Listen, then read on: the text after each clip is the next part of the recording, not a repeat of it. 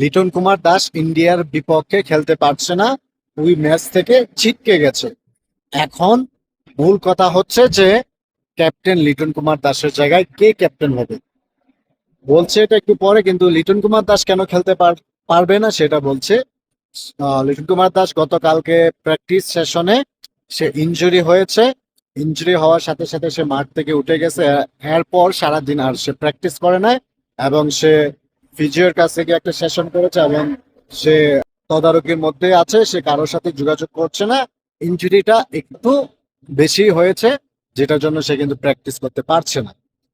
এখন ক্যাপ্টেন লিটন কুমার দাস যদি না খেলে, এমনিতে ইন্ডিয়ার সাথে জেতার সম্ভাবনা আমাদের খুবই ক্ষীণ, সম্ভাবনা খুবই কম।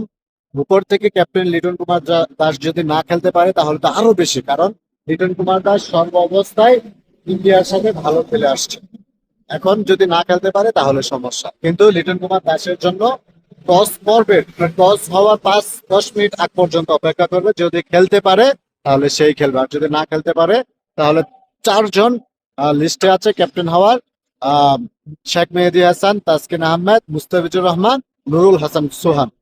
তো দেখা যাক, আমাদের দোয়া রইলো বা আমাদের ইচ্ছা হলো আল্লাহ যেন লিটন কুমার দাসকে সুস্থ করে দেন, সে যেন খেলতে পারে। সবাই লিটন কুমার দাসের জন্য দোয়া করবেন। আল্লাহ হাফেজ।